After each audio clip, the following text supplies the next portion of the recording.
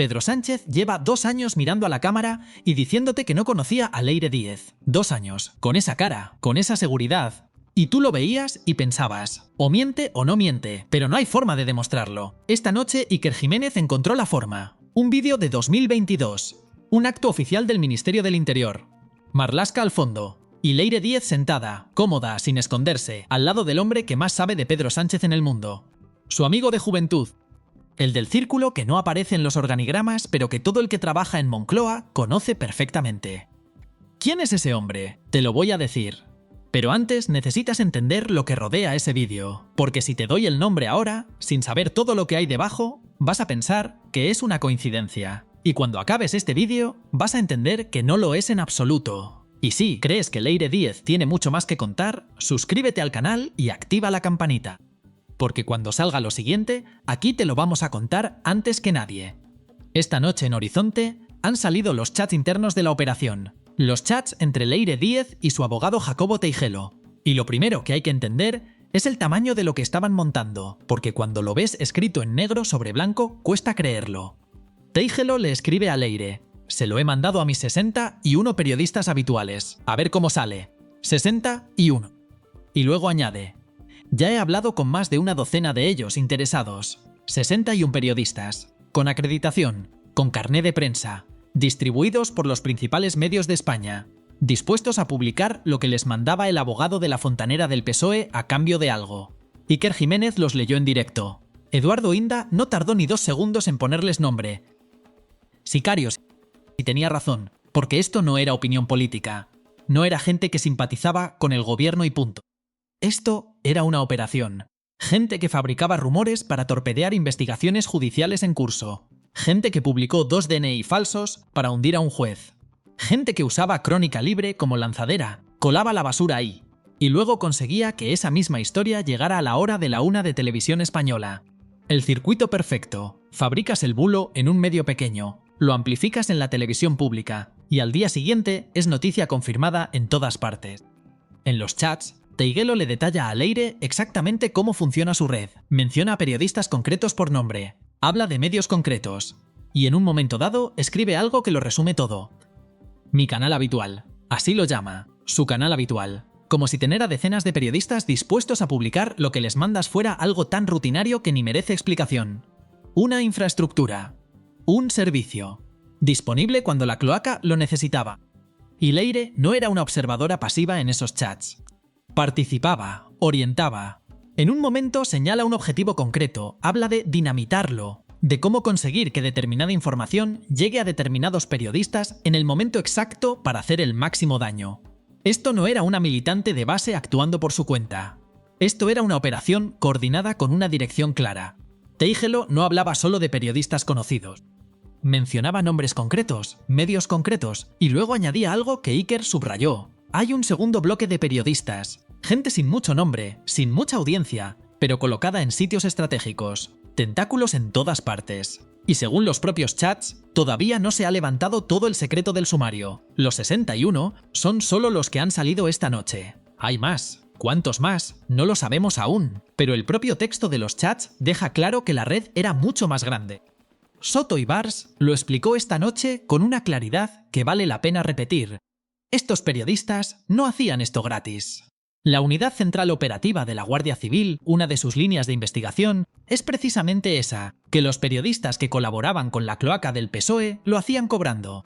Dinero a cambio de publicar lo que les mandaban. Dinero a cambio de atacar a quien investigaba. Dinero a cambio de mirar hacia otro lado cuando la trama necesitaba silencio. Y hay un detalle que esta noche no pasó desapercibido para nadie que lleva tiempo siguiendo este caso. Rosa Villacastín, que hace unos días publicó en redes preguntando quién estaba detrás de Horizonte, intentando sembrar dudas sobre el programa, era accionista del medio que la cloaca usaba como lanzadera para sus operaciones. La persona que cuestionaba la independencia de Horizonte tenía participación económica en el medio que fabricaba los bulos. Esa coincidencia no necesita más comentario. ¿Y sabes quiénes estaban en esa lista de 61? Los mismos que llevaban meses atacando a Horizonte en redes. Los mismos que llamaban a Iker conspirador. Los mismos que decían que el programa era desinformación y que sus fuentes eran inventadas. Iker lo dijo esta noche con una calma que daba más miedo que cualquier grito. Si hay un denominador común entre la gente que más sabía de la cloaca, todos ellos nos tiraban con bala en redes. Todos. Sin excepción. Linchamientos coordinados. Pagados. Desde la estructura del Partido Socialista. La gente que daba lecciones de independencia editorial cobraba de Teijelo. La gente que llamaba conspiranoico a quien investigaba la trama estaba en la nómina de la trama. Y algunos de esos periodistas siguen hoy sentados en platós de televisión pública, pagada con tu dinero, dando lecciones de ética periodística. Pero lo de los periodistas, con ser gravísimo, no es lo más oscuro de lo que ha salido esta noche. Lo más oscuro tiene nombre. Se llama Calabrés. Calabrés es uno de los periodistas que más información tiene sobre el caso Leire. Lleva meses trabajando el tema, publicando datos, acercándose demasiado. Y esta noche, en directo, confesó algo que había guardado para sí mismo hasta ahora, que le costaba decir, que había decidido no contar.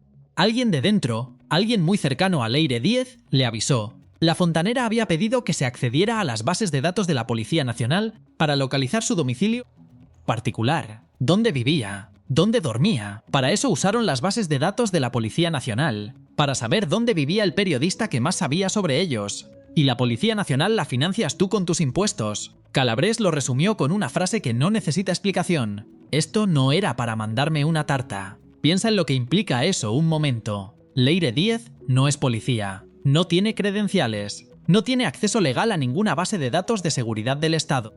Para conseguir el domicilio de Calabrés a través de la Policía Nacional, necesitaba a alguien dentro.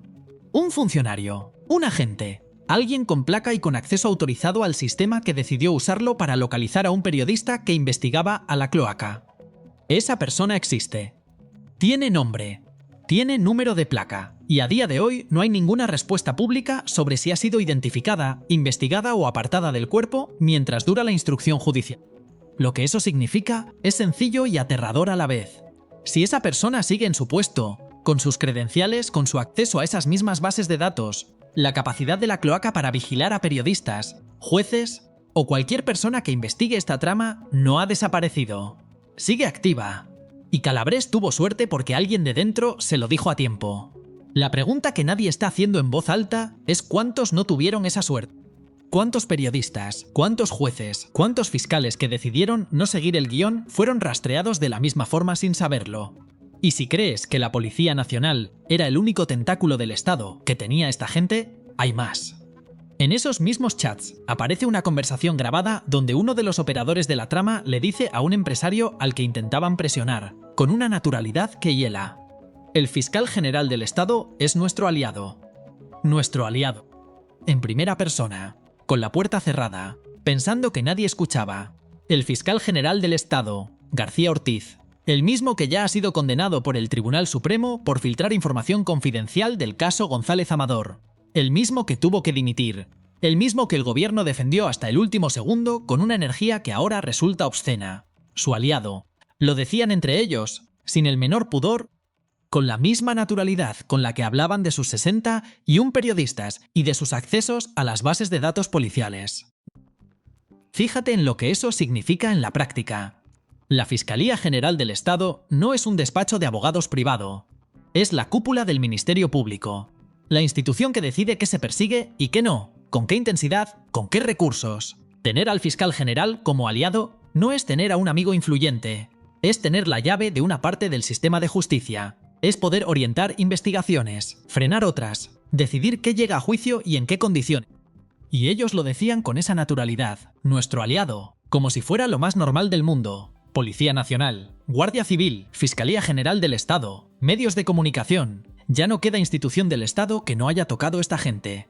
Y la presidenta de la Comunidad de Madrid, Isabel Díaz Ayuso, esta semana lo llamó por su nombre exacto: corrupción de Estado. Y añadió una palabra más: mafia. Una mafia que llegó al poder robando y que desde el primer día organizó todo para perpetuarse y no salir nunca. No un tertuliano, no un periodista de trinchera. La presidenta de la comunidad más importante del país, en una entrevista, mirando a la cámara, sin dudar. Si esto te parece importante, si crees que merece más atención de la que le dan los grandes medios, dale like a este vídeo ahora mismo. Ese gesto hace que el algoritmo lo muestre a más gente.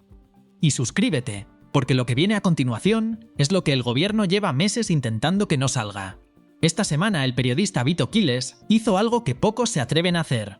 Le preguntó directamente a Félix Bolaños, el ministro de la Presidencia, ¿quién es PS? Las iniciales que aparecen repetidas en la agenda de Leire Díez, con fechas, con notas, con referencias que el juez Pedraz está analizando en estos momentos. Bolaños no contestó, se hizo el loco, miró a otro lado. El ministro de la Presidencia del Gobierno de España, delante de las cámaras, fue incapaz de decir esas iniciales no me corresponden a mí, o esas iniciales no corresponden a nadie del gobierno. No pudo decirlo, porque si lo dice y luego se demuestra lo contrario, es el fin. Y prefirió el silencio. Hay exactamente dos tipos de persona que no contestan esa pregunta: los que no saben la respuesta y los que la saben demasiado bien. Bolaños eligió el silencio. Tú decides qué significa eso. Pero fíjate en cómo lo hizo. Bolaños no se puso nervioso, no se indignó, no dijo que esa pregunta era una falta de respeto a las instituciones. Hizo algo mucho más significativo. Sonrió, se hizo el loco con una calma que solo tiene quien lleva mucho tiempo practicando el arte de no responder sin que nadie le exija que lo haga. Es la calma de alguien que ha calculado que el coste de callar es menor que el coste de hablar, que confía en que la pregunta se diluirá entre otras noticias, que sabe que los medios afines no van a insistir. PS aparece en la agenda de Leire varias veces, con fechas concretas, con notas, con referencias que el juez Pedraz está analizando. El gobierno lleva semanas diciendo que esas iniciales son ambiguas, que hay que esperar a que la justicia trabaje, que no se puede especular. Mientras tanto, su propio ministro de la Presidencia es incapaz de decir públicamente que esas iniciales no son suyas ni de nadie del gobierno. No puede descartarlo, porque si lo descarta y luego se demuestra lo contrario, ya no hay vuelta atrás, y prefiere el silencio incómodo a la mentira documentada. Eso también quedó grabado.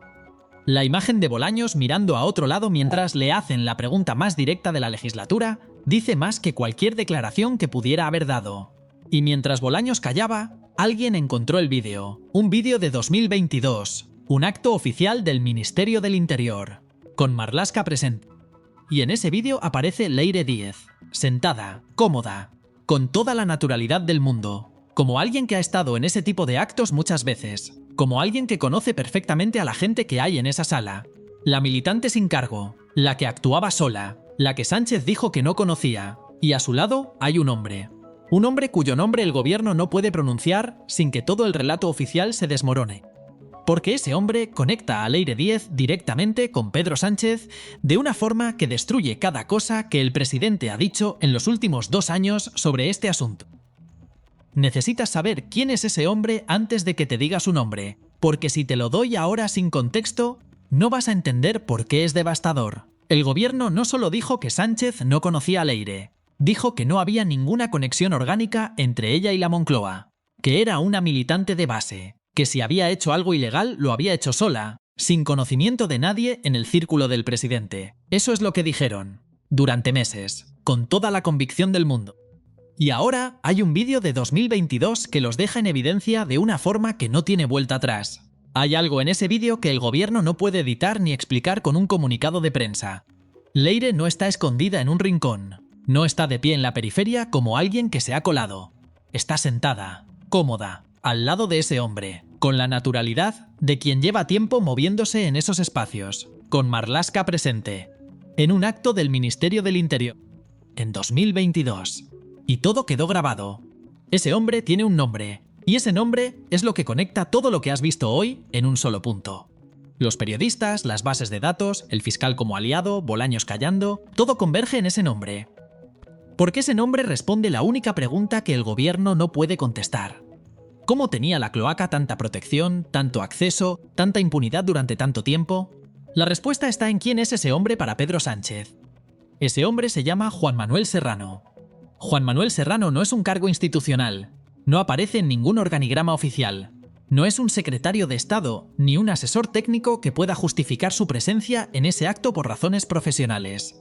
Juan Manuel Serrano es el amigo personal e histórico de Pedro Sánchez, el amigo de juventud, el hombre de mayor confianza del presidente, el que está cuando las cámaras no están, el que todo el mundo en Moncloa conoce y sabe exactamente lo que representa, aunque su nombre no salga en los medios. Ese hombre estaba sentado junto a Leire Díez en un acto oficial del Ministerio del Interior en 2022, con Marlaska presente. Grabado. Sánchez dijo que no la conocía. Juan Manuel Serrano estaba a su lado. La militante de base que actuaba sola, que nadie en Moncloa conocía, aparece en un vídeo de hace 4 años sentada al lado del hombre que más sabe de Pedro Sánchez en el mundo, en un acto oficial del Estado. Y eso tiene una sola pregunta posible. Si Leire no tenía ninguna conexión con el círculo íntimo del presidente, ¿qué hacía sentada junto a su amigo más cercano en un acto del Ministerio del Interior? ¿Quién la invitó? ¿Quién autorizó su presencia? ¿Quién sabía que iba a estar ahí? Esas preguntas no tienen respuesta cómoda. Por eso Bolaños se hace el loco. Por eso, el gobierno lleva meses repitiendo el relato de la militante que actuó sola. Porque si Leire no actuó sola, si había una conexión real con el círculo más íntimo de Sánchez, entonces todo lo que hizo la cloaca tiene un autor intelectual. Y ese autor intelectual tiene despacho en Moncloa. Y ahora suma todo lo que has visto hoy. No como piezas separadas, como un sistema. 60 y un periodistas pagados para atacar a los que investigaban, para fabricar bulos, para torpedear causas judiciales. El domicilio de Calabrés buscado en las bases de datos de la Policía Nacional por alguien que todavía no ha sido identificado públicamente. El fiscal general del Estado funcionando como aliado confesado de la cloaca en sus propias conversaciones privadas. El ministro de la Presidencia sin poder responder quién es PS delante de las cámaras. Y Leire Díez, la militante que nadie conocía, sentada junto al amigo de juventud de Sánchez en un acto oficial del Ministerio del Interior en 2022. Esto no es una cadena de casualidades. Una casualidad es que 2 personas coincidan en un mismo sitio. 2 casualidades empiezan a ser un patrón. Esto es una arquitectura. Medios, policía, fiscalía, círculo presidencial. Todo conectado, todo al servicio del mismo objetivo. Y todo esto está documentado. Está en los chats que Iker Jiménez leyó esta noche en Horizonte. Está en los autos judiciales del juez Pedraz. Está en la sentencia firme del Tribunal Supremo contra García Ortiz. Está en el vídeo de 2022 que esta noche ya no se puede desmentir con un comunicado de prensa. Lo más importante de todo, y es lo que el gobierno prefiere que no pienses, todavía no se ha levantado todo el secreto del sumario. Lo que ha salido esta noche es solo una parte de lo que hay. Hay más chats, hay más nombres en esa lista de periodistas que no han salido aún. Hay más conexiones que el juez Pedraz todavía no ha autorizado a hacer públicas. Hay conversaciones, documentos, registros que están en manos de la justicia y que en algún momento van a salir. Esta historia no ha terminado. Y en el próximo vídeo vamos a entrar en algo que nadie está contando todavía sobre Juan Manuel Serrano, sobre su relación con Sánchez y sobre lo que su presencia en ese acto de 2022 revela sobre cómo se construyó esta operación desde el principio. Algo que explica por qué la cloaca tenía tanta protección durante tanto tiempo. Y algo que conecta este caso con otro nombre que lleva meses en los márgenes de la investigación y que pronto va a estar en el centro. No te lo pierdas.